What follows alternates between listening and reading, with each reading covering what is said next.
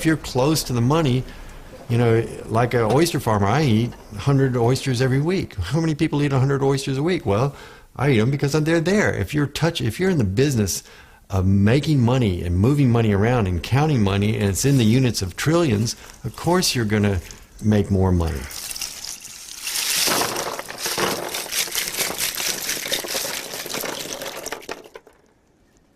And then you become so isolated from the real working world of the average person who doesn't have this ability and is struggling to make it, to keep his job, to pay his mortgage, to, you know, feed his kids and send them to school. It's the best part of my job.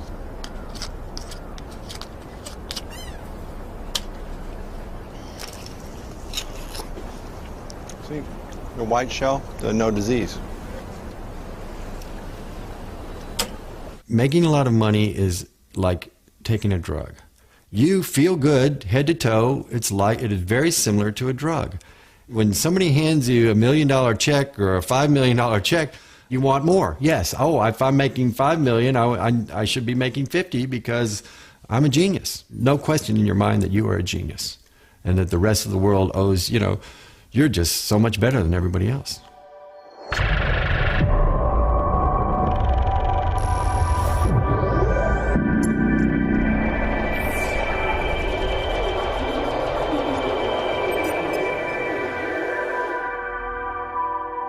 A bottle of beer is £1, but you're having a party, so you need to have 100 bottles of beer.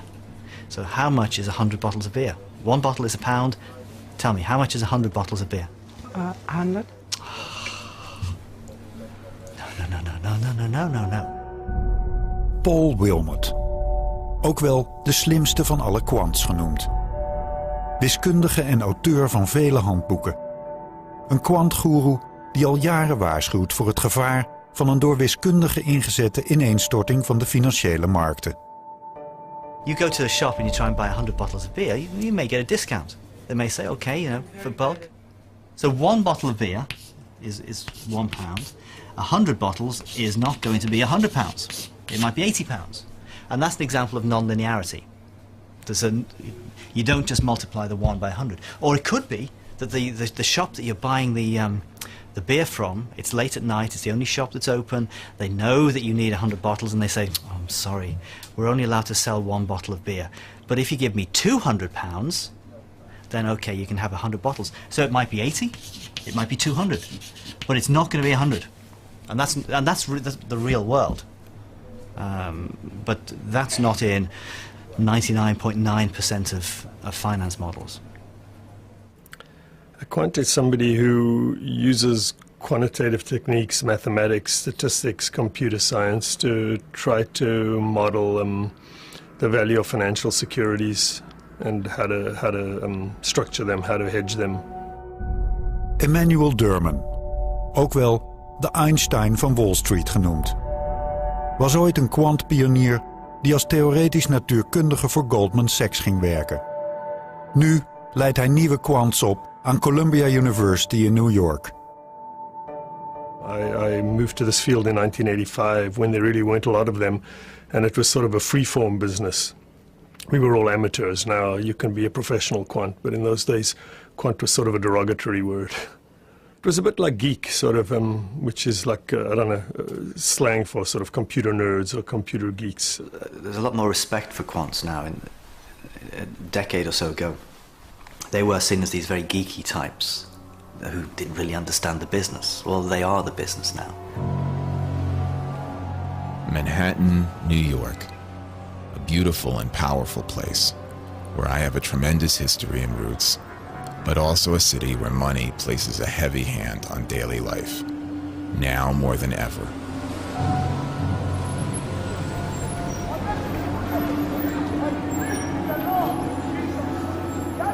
I used to be a computer programmer at a major player on Wall Street that is no longer among us, for obvious reasons. I was creating the plumbing of finance. I would write not the models themselves, but the infrastructure surrounding the models. I could do it sleeping. Some of my coworkers were self-satisfied, complacent, with a lazy state of mind. In my better jobs, I got to sit on the trading floor, which was energizing. Most of my career, I sat in a nondescript cubicle form. But I was physically close to the quants, the structurers of CDOs and similar products, the traders. I saw what they were doing, and I felt attracted. They seemed to be solving difficult problems and working at the center of the action. I felt like I was looking in through a window, watching, yet separate. This really made me want to do the job. The pay is good, too. Just as they view the market itself, different employers have different views on these topics. I don't want our agreement or lack of agreement on these issues to be a factor in my job search. That is why I decided to stay off camera and anonymous. One of the first ever equations in finance that I derived is still one of my favorites. Beauty is having the right level of complexity, but not too much. The key thing about this is it looks very simple, but having a modulus, an absolute value sign in it, makes it what's called non-linear, and that in itself is very nice. And one of the problems with finance at the moment is almost all the equations you get are linear, which is boring and not realistic. What financial models do for the most part is ask you for some input, like what will interest rates be in the future, or how volatile will interest rates be in the future, or what will prepayment rates be in the future, and then tell you what something will be worth today or later. And financial models always ask you for some view of the future and then translate that into a price. And so they can't predict things in an absolute sense. They can only predict things given your view of the future. And people call that prediction, but they're putting the input into there. So in that sense, it's not a correct word, prediction. Yeah, I don't think it's a correct word. And people like to say that this great financial crisis, global financial crisis that took place is a consequence of bad models. But I don't think, I mean, there are a lot of things that caused this, but I don't think models are by any means the major part. I think it's much more a question of incentives and the way the whole system works, rather than somebody foolishly relying. I mean, there are people that foolishly relied on models. Nobody can predict with accuracy how people are going to prepay their mortgages in the future, or how many companies are going to default on their bonds. There's always some view that's driving a financial model.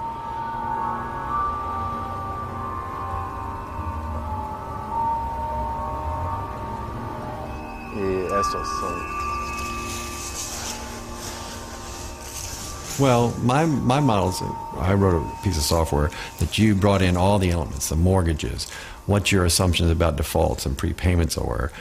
And so when you achieve that sort of golden moment where everything works, it's the numbers are correct, it's easy for the individuals to use, that is a great moment, because you walk down the aisle, you see all the people using your software.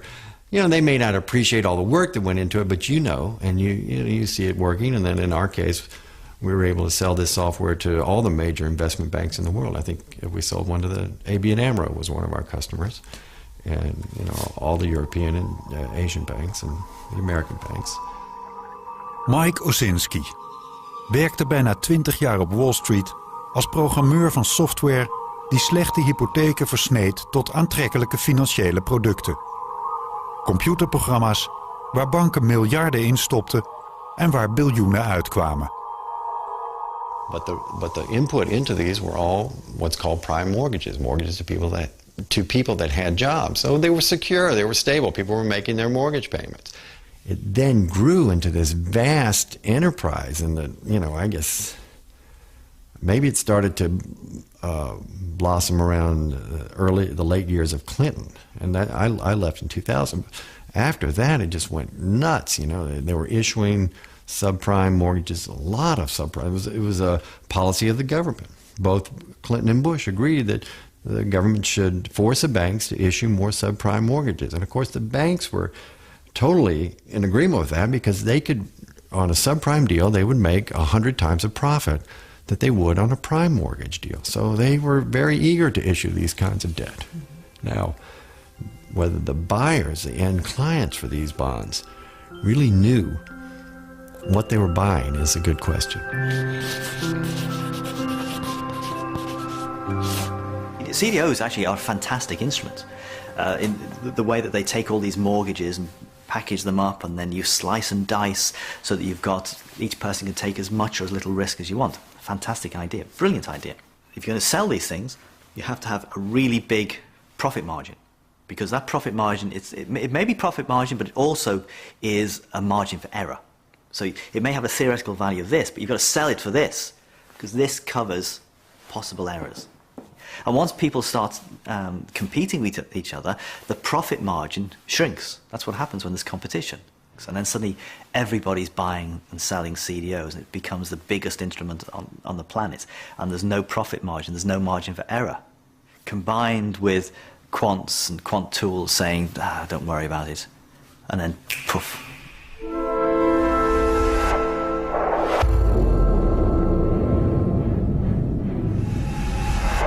Here I have to apologize to the planet. I don't know, should I apologize to the planet? I did warn about the dangers in credit derivatives and in mathematical modeling. It is clear that a major rethink is desperately required if the world is to avoid a mathematician-led market meltdown. What you're supposed to do, if you've got a warning, you're supposed to take your warning and write it in book form. You're supposed to write 300 pages about the dangers of etc., etc. I'm a mathematician. And what mathematicians do is they take something that is maybe 300 pages and they try and condense it into one equation. And that to them is beauty. 6:30 a.m., on my way to the library. We'll stay there for the next 12 hours. Today's work: menial computation, abstract manipulation of symbols by hand with a pencil, which could add up to another 25 handwritten pages. I like to learn new things, solve really difficult problems. I like the challenge of representing a portion of reality with logical symbols and systems.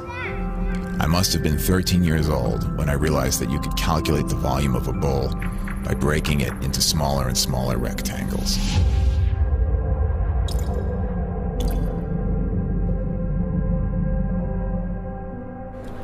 The flow of crowds. I like to observe the motion of crowds and sense relations and forces that operate upon them. Heavily trafficked public space. Crowds appear and disappear with the rhythm of the daily schedule. I have the ability to see patterns in abstract mathematical symbols.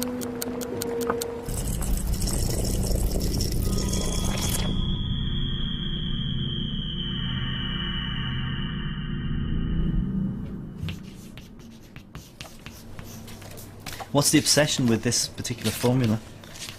It was the formula that crashed Wall Street.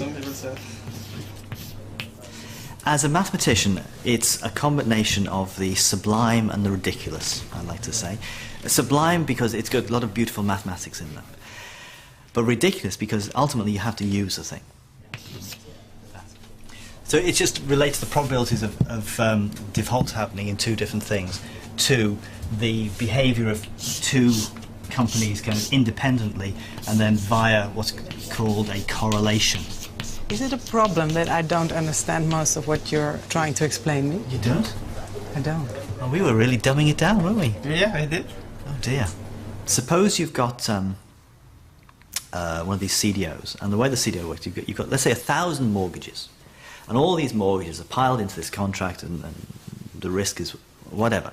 Key thing is you've got 1,000 different mortgages, and you have to model these 1,000 different mortgages. And within this copula model, there's an assumption for how these mortgages interact with each other. The relationship between Mrs. Jones' mortgage and Dr. Smith.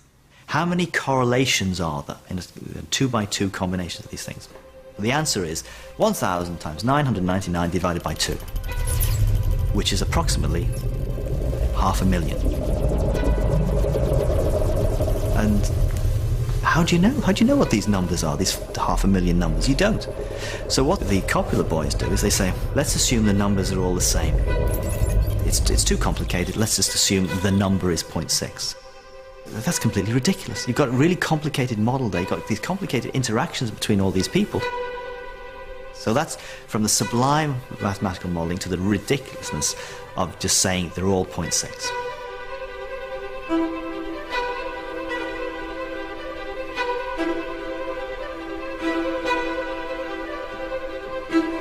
More senior people in banks don't necessarily have a clue what they're doing, because all these quants have all these multiple PhDs, and the people above are just management types. They won't understand the technical ideas that the quants know all about. And that itself can lead to problems, because if the quant says something, well, what's the manager going to do? The manager just has to believe the quant. And you'll hear stories about quants basing their models on 4 or 5 years worth of data. And you think, 4 or 5 years? That's not really representative of the economic cycles within the housing market. And what's that going to do for your mathematical models? Because anybody who's over a certain age will know that, well, actually, house prices can very easily fall. There was a moment, I remember in 2007, I had a friend in the business socially making a social call, and I remember she said the Fed has got to lower interest rates or we're all screwed. And I remember thinking, I sold all my stocks and bonds, and I thought, geez, this is really going to be a lot bigger than people realize. If you look around you, there's a mortgage on every house, there's loans on every car. It's a big market, your credit cards. And if it was failing, they kept issuing debt. People didn't realize. People wanted to believe that everything was always going to go up. I think they were blinded by the amount of compensation that they were getting every year. They're clean. They're clean. Yeah. Yeah. No, don't bother. I mean, these are huge numbers. To make millions, $5 million, $10 million, that's a lifetime's worth of money you don't ever need to work again, and everybody wanted that. I could quit working. This year I made enough money in 1 year I'll never have to work for the rest of my life, and that was the goal of everyone, it appeared to me. This is money, okay? And Espen's talking about making money. Every year you're making money, and then 1 year you blow up. Now the difference between this being your money and it being a hedge fund is if this is your money, fantastic, you're making money, you're down here, you're bankrupt. If it is somebody else's money, if it's a hedge fund that does this, every year they're taking a percentage. They're taking some of that as profit, as their bonus, effectively. So they make some of that, they make some more, they make some more. All of this money they're putting into their own bank account. And then, when they lose money, that's their client's money that's lost. It's not their money. So you can see why it's very easy for people to abuse this kind of thing. I think it's fantastic that people who take risk should be compensated for taking risk, but only if they are actually taking risk themselves. Taking risk with other people's money, you should not get compensated for. I'm sorry, I don't know where that fits into economic theory, but taking risk with other people's money does not get rewarded. Sadly, though, it does in this business. Okay, good. That's enough for now. What about the white one?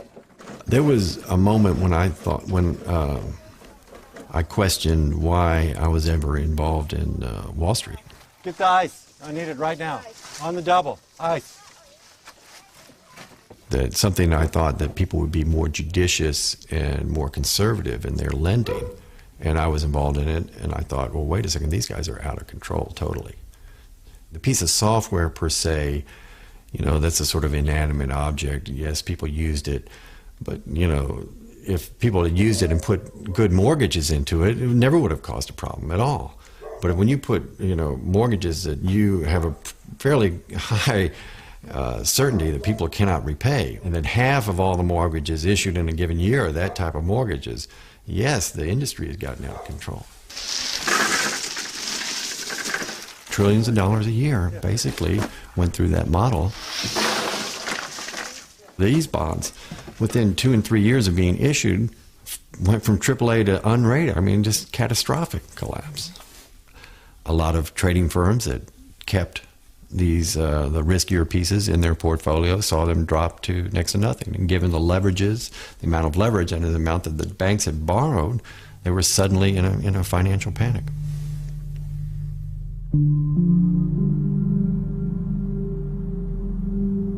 Saturday after midnight, still studying. I know long hours will not stop when I enter a future job as a quant.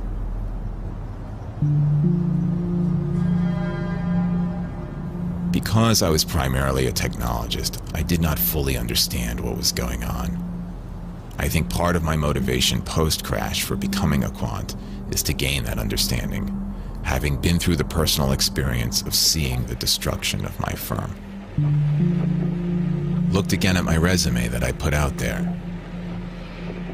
The same headhunter called again today to see if I would like to take a job in my former field as a financial technologist.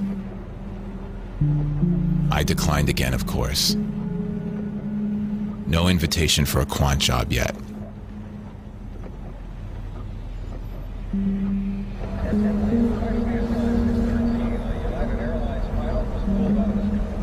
People that are in the business right now probably refuse to talk to the public. If they were to talk to the press, they would be fired. So only a limited few people in the business have the option of talking to the press. Once you're in the world, right, I mean, your phones are ringing, you know, from the moment I woke up in the morning. And I remember, you know, a lot of these guys I knew quite well, and they'd try to wake me up, 6 o'clock. Oh, I thought you were asleep, you know, and you'd be up till 11 o'clock. You have to be wired, you have to be alert every second, you have to be engaged, and you have to be perfect, and you have to be right all the time. You know, the software fails, people lose millions or billions. It can't happen. You can't be wrong. You have to be perfect. It's a lot of stress. My wife was in the business with me. We both would wake up in the morning and describe similar nightmares. Phones were ringing and we couldn't answer them. And then we sort of grew out of that, and we both realized that we didn't know what day of the week it was. That's Lehman Brothers. It's the new Barclays. Barclays. Was Lehman. Was Lehman. Went under. In London, the FTSE up 1.2%. So is the CAC in Paris. Hey, Joel. Oysters.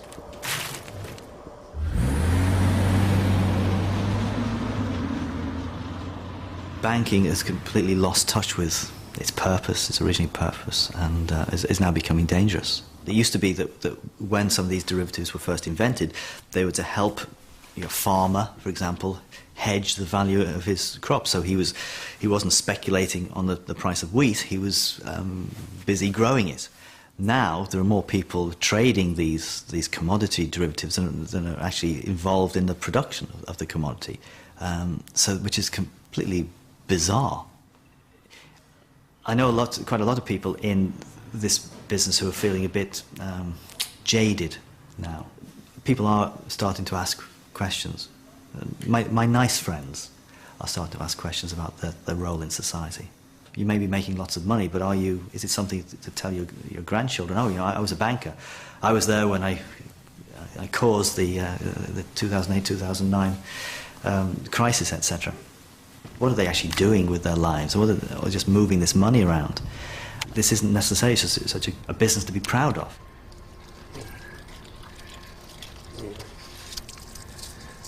I think that's probably plenty. 30, 35 pounds.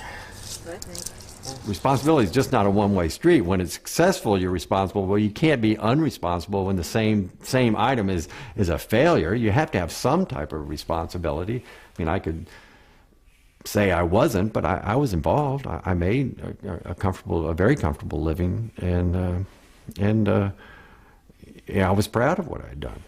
I myself never saw this kind of debacle.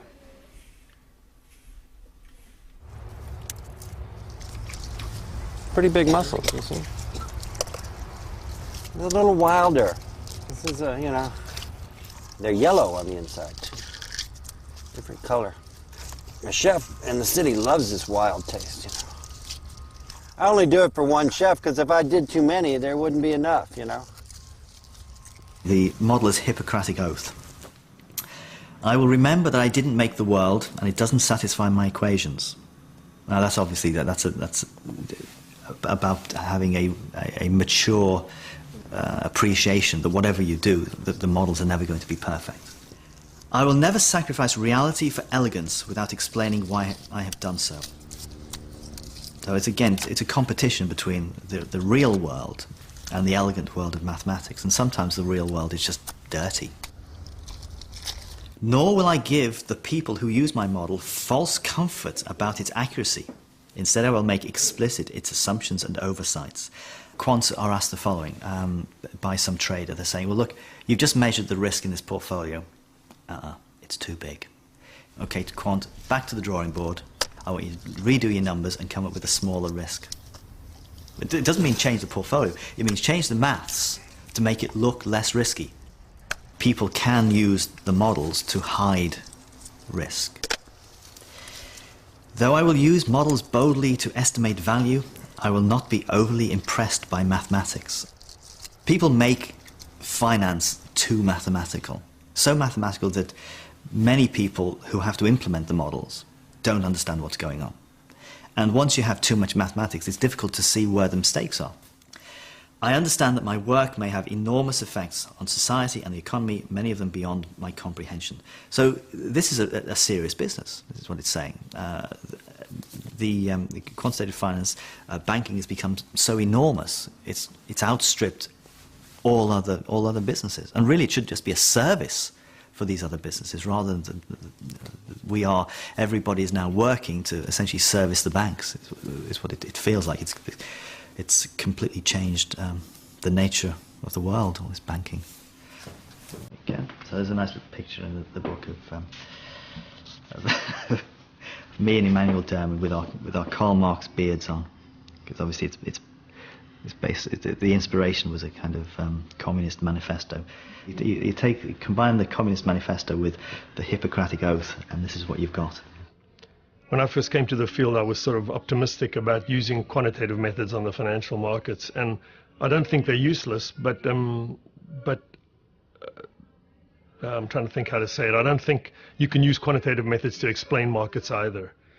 People like Bohr or Einstein or Schrödinger or Feynman discovered things that seem to be God's truth almost, even if they're not 100% accurate.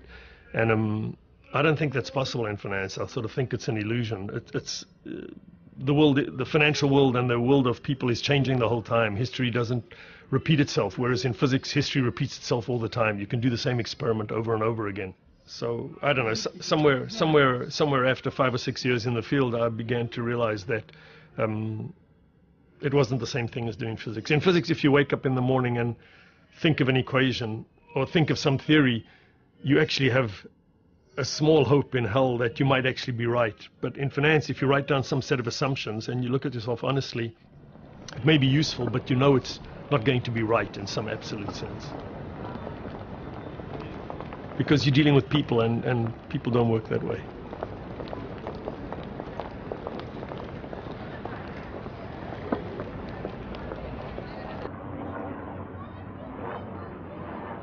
Another weekend, trying to remember all the parts of the city I haven't seen since I started the course.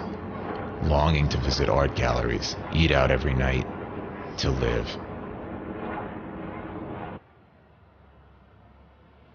The day at the library seemed to have more hours than the normal 12. Studying alone, with other people doing the same thing, I feel like a monk in a monastery. It's peaceful. The library is quite old. Sometimes we have to cover the air conditioner with old Soviet mathematical journals from the 60s.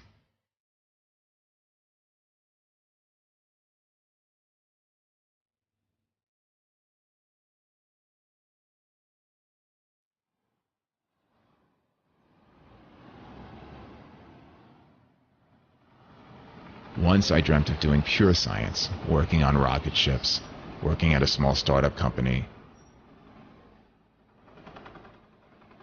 There has to be a way to be creative as a quant, too, like designing new financial products and the math to price them.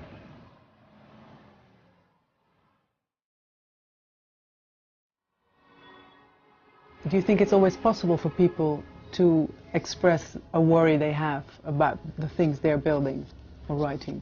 It's possible. People may not listen to them in the end. Most of these people are employees. People don't always listen to you. But yeah, it's possible to do it. And I think people should do it. And I think people who use the model should understand that. But I don't honestly believe that the models are responsible for what happened in the world. I think what's responsible for what happened in the world is that there've been an increasing number of crises since 1990, financial crises in the world since 1994, and every time people are used to constant growth and acceleration, and every time it slowed down, the government stepped in and tried to stimulate it again by lowering interest rates, just like they're doing now. And so you get these sort of a rise and a collapse, and then people don't like the collapse, so they lend money cheaply and force a rise again. And each time the oscillations get bigger and bigger, and they're doing exactly the same. I have no idea what's the right thing to do, but they're doing exactly the same thing now, which is trying to stimulate the economy every time it looks like it stops growing fast.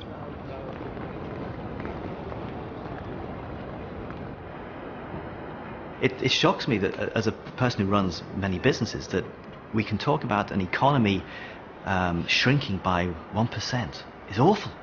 Growing by 1% is fantastic. There's a difference of 2%. How can that difference of 2% have such a big impact on the world around us? 1% plus or minus in my businesses, I won't notice. The economists, they think that they're scientists. So they come up with these, what they call laws. They're not laws. Laws of gravity, that's a law.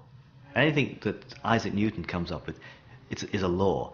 But when an economist comes up, it's just a framework, an idea. It may work, it may not. Sometimes that's not a law. But they think they're laws. And so they build up this whole edifice of theory based upon this very shaky foundations. And they get all sorts of nonsense coming out of it.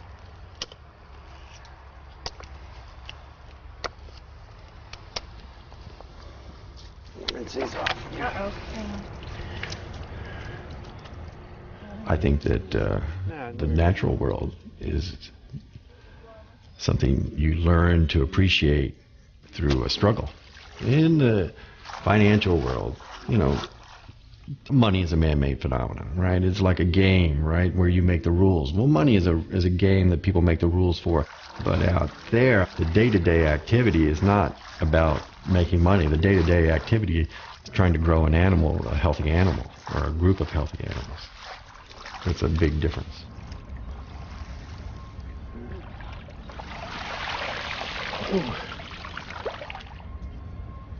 That is beautiful, believe it or not. That is beautiful. The beautiful thing about this is it says that in the risk neutral, now I've got to keep emphasizing, this is the risk neutral version, where mu equals r. If it was the real world, if this was the real version, it would have some d mu dt's in it. Now let's do some manipulations. Now some of these manipulations are straightforward. 6 over z, in which case there are no z's in there at all, if you see what I mean. The d by d big T version, because we are trying to find the stochastic differential equation, not for log z. So you're going to end up with mu minus a half, sigma squared. Let me backtrack a wee bit here.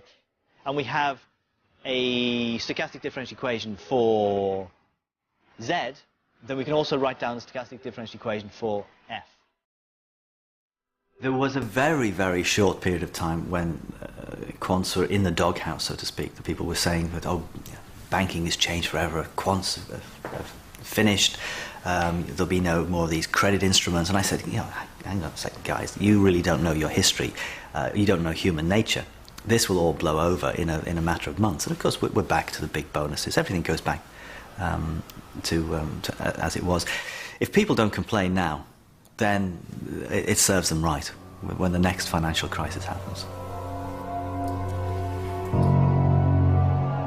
12 hours to go before the evening classes start. I feel united with my classmates by the enormous workload. It's actually the fees that we're trying to maximize, right? Of course, we have to maximize returns We have to do a good job in managing their money, otherwise we're going to do pretty poorly at collecting those fees. I wanted to feel challenged again and enrolled in a Quants program. It cost me $60,000 tuition, which means more debt that I now have to take on. The incentive fee structure basically means that maximizing the TWR is like maximizing fees. Think about that. That's kind of tricky. This course is 1.5 years full-time. 1.5 years, no salary, expenses living in downtown Manhattan, plus paying full-time tuition. So no alcohol for me, not a drop, at least till the end of the first semester. I can't afford to lose a day to a hangover. Hardly any social life for the time being. Most of the other students are Asian or East Europeans. Math is their first language and our common language. We Americans are the minority. Maximizing the number of times that we're going to penetrate the previous high water mark, we're actually maximizing incentive fees. So you can see that this type of optimization is very hedge fund-like. Does everybody get it so far? Used to be the physicists were splitting the atom. Who's splitting the atom these days? Building bridges. Who are the people building bridges? Everybody wants to move into this field. Scientific creativity is becoming financial creativity, which is all a bit bogus.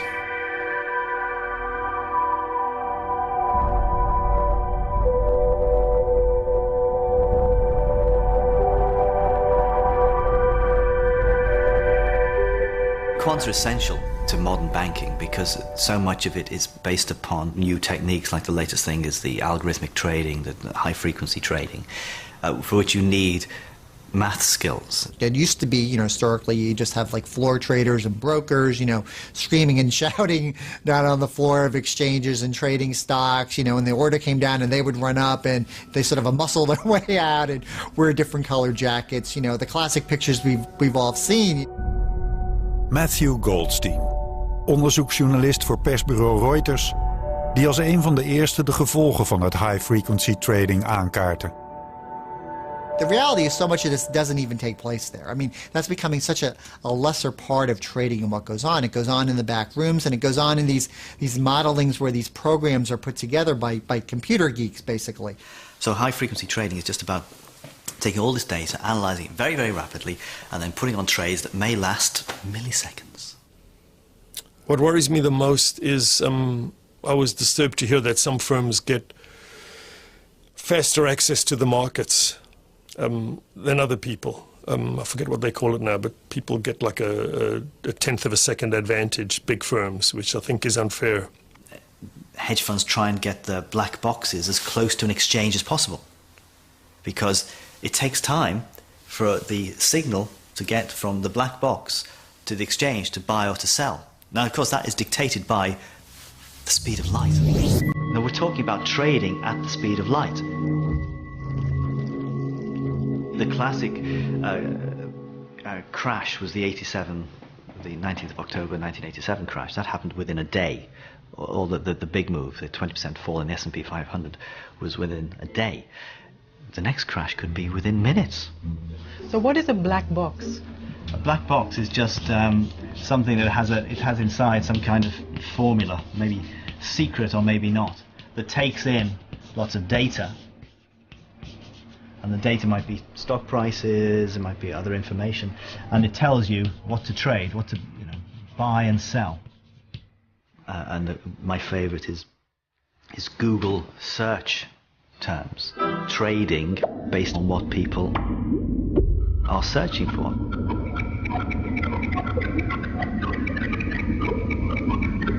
It's not a black box in the sense that, if you saw the algorithms, you could you and me might not be able to figure it out, but wiser minds maybe could, and computers can certainly read it. So it's a black box in the sense that it's almost hard for the human mind to get their arms or wrap themselves around to really understand what's going on.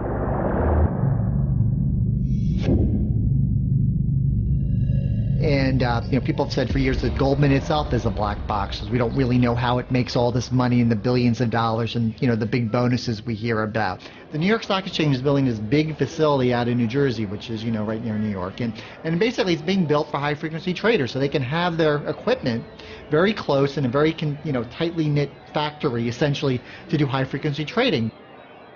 Well, who gets to have their server where? Is there going to be a lottery?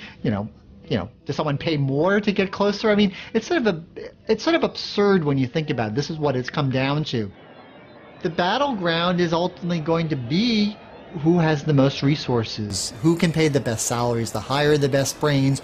And in reality, we're talking maybe about a dozen or so really top players.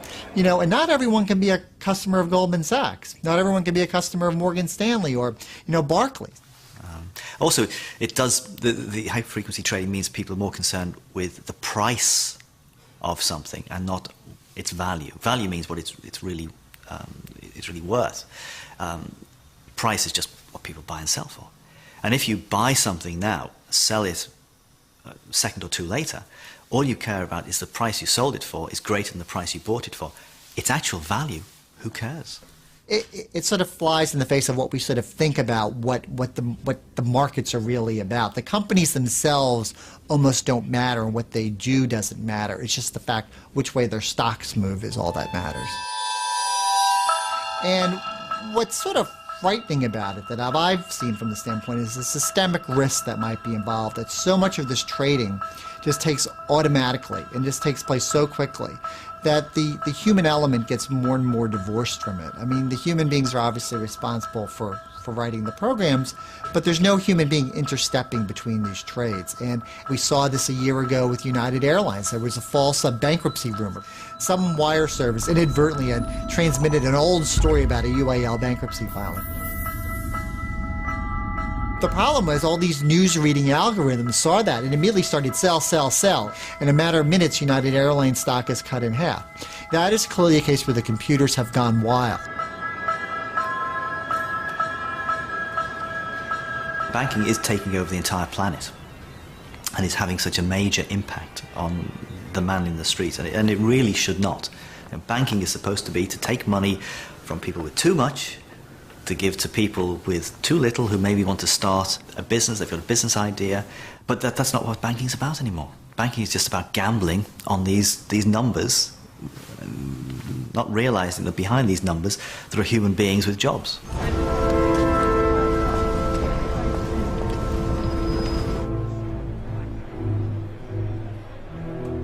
There's always been a joke about the New York Stock Exchange becoming a museum at some point, and they'll just have it for like a show there and people running around. And this is the way we used to trade stocks, isn't it so quaint and everything?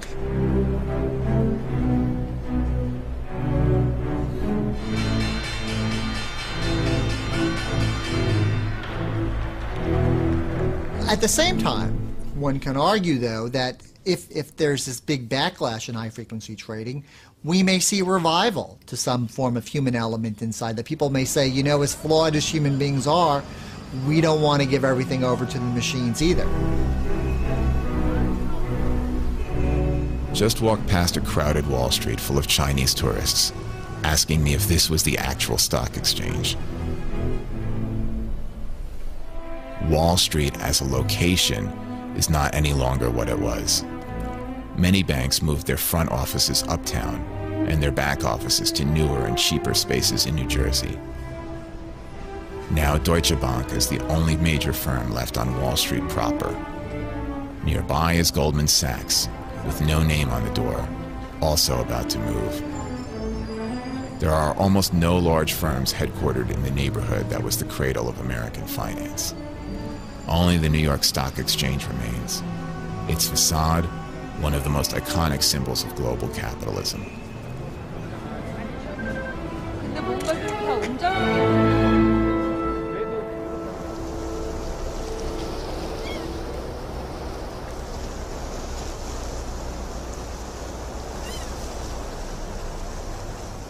I'm always trying to encourage young people to do what I'm doing. I mean, it's a young person's, it's pretty physically intensive.